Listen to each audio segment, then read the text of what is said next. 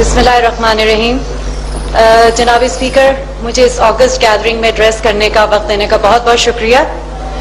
यहाँ पे इतने सीनियर तजर्बेकार मंझे हुए सियासतदान बैठे हुए हैं, मगर आज मैं being a professional, being a member of civil society, अगर मैं यहाँ पे आज खड़ी हूँ तो इसकी वजह है जनाब स्पीकर, इसकी वजह अवाम की बदहाली है, इसकी वजह अवाम की मायूसी है जनाब स्पीकर, इसकी वजह फ्रस्ट्रेशन है और वो होपलेसनेस है जो अवाम में है।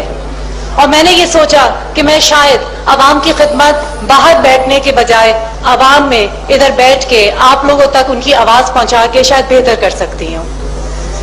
जनाब स्पीकर, मैं जब यहाँ असेंबली से निकलती हूँ और इतनी बड़ी बड़ी चमकदार गाड़ियां देखती हूँ, माशाल्लाह जिनकी है अल्लाह उनको नसीब करे, मगर मैं जब यहाँ से निकलती हूँ और 2-3 सिग्नल्स पे ही जाती हूँ तो छोटे छोटे बच्चे मैले कुचैले कपड़ों में इस चिलचिलाती धूप में चप्पल के बगैर मुझसे रोटी की फरियाद करते हैं।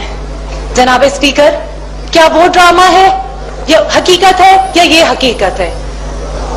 हकीकत वो है, यहाँ महज बातें हैं, यहाँ महज तकरीरें हैं। Please do not disturb the house.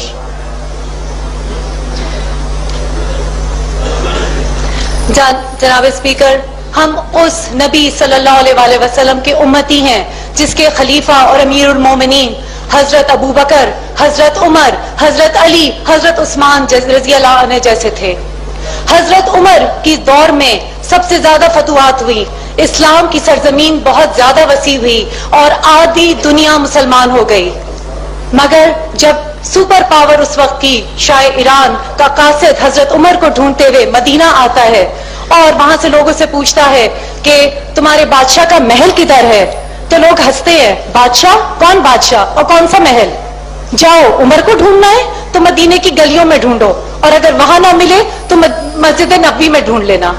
वो ढूंढते ढूंढते बादशाह का महल मस्जिद नबवी पहुंचता है और देखता है कि कड़ी धूप में खजूर के तने के साए के नीचे एक आदमी अपनी ओढ़नी का तकिया बनाए हुए बेखबर, without security card, without body guards bed so रहा है, बेखबर सो रहा है।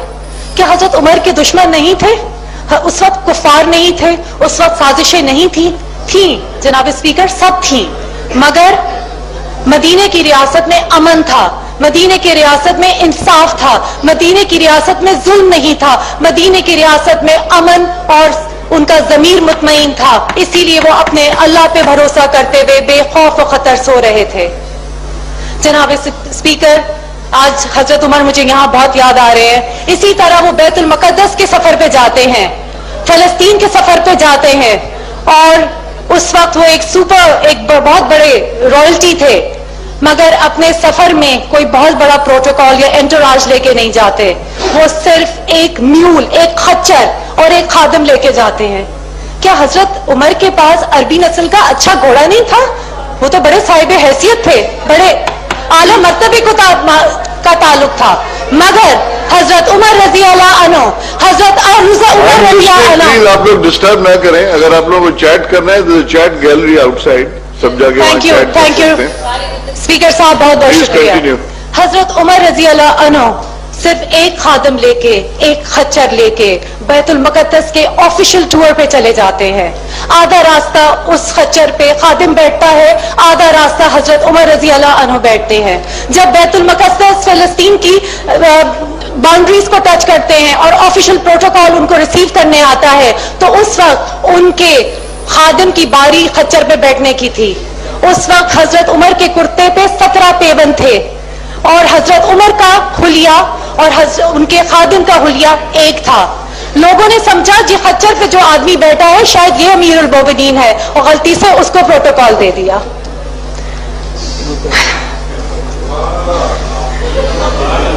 जनाब स्पीकर, आज अवाम बदहाल है, उनका कोई पुरसाने हाल नहीं है। अगर गरीब को बेसिक फैसिलिटीज नहीं है तो अमीर को तहफ्फुज नहीं है। जनाब स्पीकर, अगर गरीब भूख से मर रहा है तो अमीर lack of growth, lack of opportunities और इकोनॉमिक शटडाउन की वजह से बिलबिला रही है। किसी की जान और माल की हिफाजत नहीं है, किसी को तहफ्फुज नहीं है।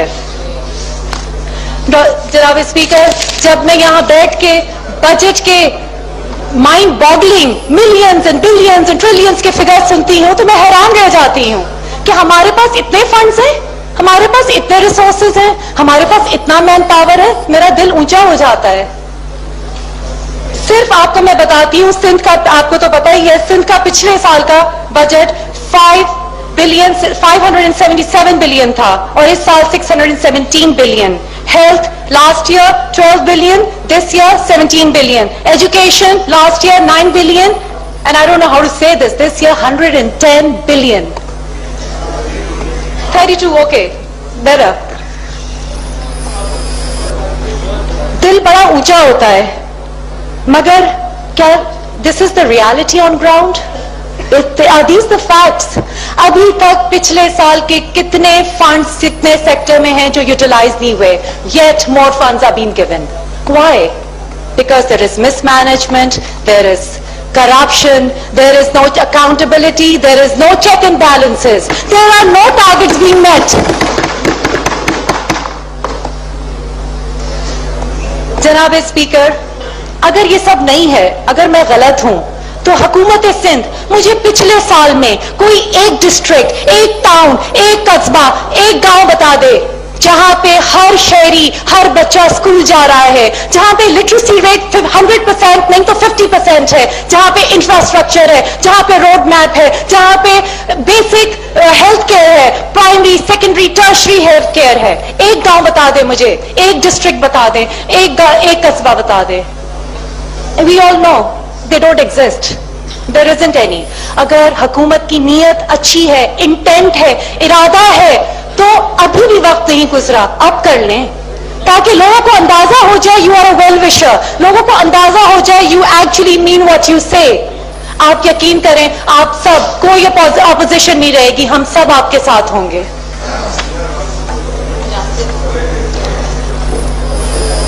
जनाब स्पीकर, मैं आपके साथ कुछ फिगर्स शेयर करना चाहती हूँ and they're very sad. When I read them, I really get disturbed. The maternal mortality over here is 250 deaths per 100,000 deaths, which is highest in the world, one of the highest in the world. 4.8 million children died in the last decade. 250 children die every year due to waterborne diseases. 5 children under the age of 5 die, 100 children die per 1,000 live births. 58% of population has inadequate food, comprising less than 2,100 calories per day. We are labeled as a cirrhotic state, having the highest incidence of hepatitis. We are ranked 6th among 22 countries with a higher incidences of tuberculosis. 100 million people have no access to sanitation, thus resulting into diseases and high mortality. More than 80% women deliver at home in the presence of unskilled birth attendants. Main cause of maternal mortality is not cancer. It is hemorrhage, blood loss, hypertension and delay in labor. अब जरा budget पे भी आ जाएं। According to, जी मैं आ रही हूँ, this is all related to budget. This is all related. What we did last year and what are we doing now? According to Millennium Development Goals, the Sindh government was given by UNDP in year 2000 a target to meet in the year 2015. In 15 सालों में, what were the goals which were meant to be achieved? Clean water, sanitation access to the poor, increased energy, empowering women, improved governance, development of key national institution. जनाब सदर speaker, सिर्फ 1.5 साल का target है, सिर्फ 1.5 साल का वक्त रह गया है and we are lacking far behind. How will we meet this? Can anyone answer me this? Province of Sindh is the biggest defaulter in the electricity bill and no budget provision has been kept for this.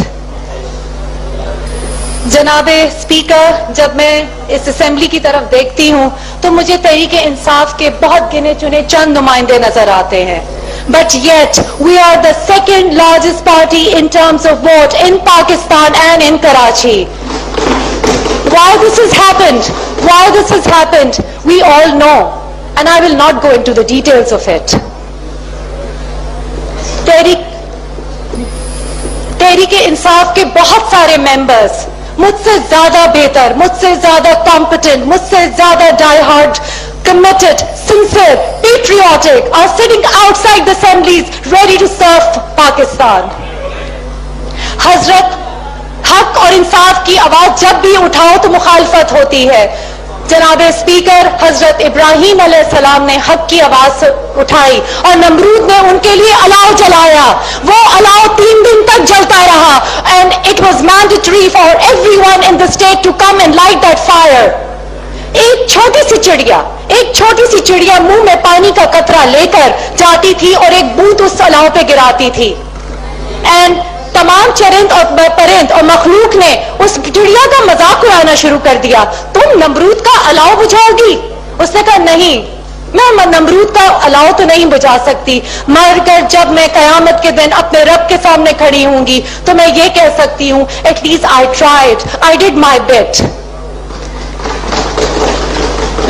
جناب speaker, میرے تحریک انصاف کے جو چند نمائندے ہیں یہ وہ قطرے ہیں, اس بڑے سمندر اوشن میں وہ قطرے ہیں جس کا ذکر میرے نڈر غیرت مند چیئرمین جناب عمران خان نے سونامی اور تبدیلی کی شکل میں ذکر کیا ہے. تحریک انصاف کے نمائندے جب تک ہے, ہم سیاسی پارٹی تو بن گئے ہیں مگر ہم سیاسی پارٹی کی طرح نہیں آئے تھے. یہ تو ایک تحریک ہے, یہ انسانوں کے حق کی اور انصاف کی ایک تحریک ہے, یہ ایک موومنٹ ہے. اور جب تک ایک پاکستانی کو اپنا حق نہیں ملے گا, جب تک ایک پاکستانی کو اپنا حق نہیں ملے گا, تحریک انصاف کے نمائندے جد و جہد کرتے رہیں گے. I'm about to end. Just have a heart to hear us. Just have a heart. I'm about to end it over here. I just want to say, درد دل کے واسطے پیدا کیا انسان کو, ورنہ اطاعت کے لیے کم نہ تھے کرو بیاں. جناب اسپیکر, انسان کی خدمت کرنا اللہ کی نظر میں عبادت سے بھی افضل ہے. Thank you so much.